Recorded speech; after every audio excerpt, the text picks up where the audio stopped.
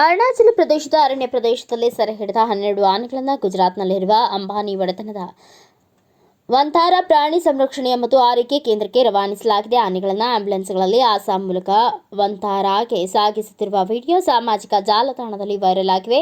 ಆನೆಗಳನ್ನು ವಂತಾರಾಗೆ ರವಾನೆ ಮಾಡುತ್ತಿರುವುದನ್ನು ಪ್ರಾಣಿ ಹಕ್ಕುಗಳ ಹೋರಾಟಗಾರರು ಮತ್ತು ವಿಪಕ್ಷಗಳು ವಿರೋಧಿಸಿವೆ.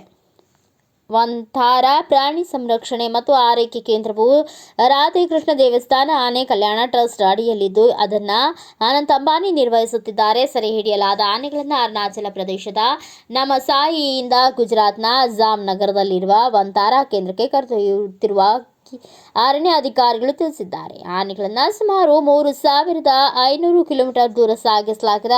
ಅಸ್ಸಾಂ ಮತ್ತು ಪೂರ್ವ ಅರುಣಾಚಲ ಪ್ರದೇಶದ ಹಚ್ಚ ಹಸಿರಿನ ಜೀವ ವೈವಿಧ್ಯತೆಯುಳ್ಳ ಪ್ರದೇಶದಿಂದ ಆನೆಗಳನ್ನು ಸೆರೆ ಹಿಡಿದು ಜಾಮ್ನಗರದ ಮರುಭೂಮಿ ಪ್ರದೇಶಕ್ಕೆ ಆನೆಗಳನ್ನು ಸಾಗಿಸಲಾಗಿದೆ. ಆನೆಗಳ ಹಕ್ಕುಗಳನ್ನು ಕಿತ್ತುಕೊಳ್ಳಲಾಗಿದೆ.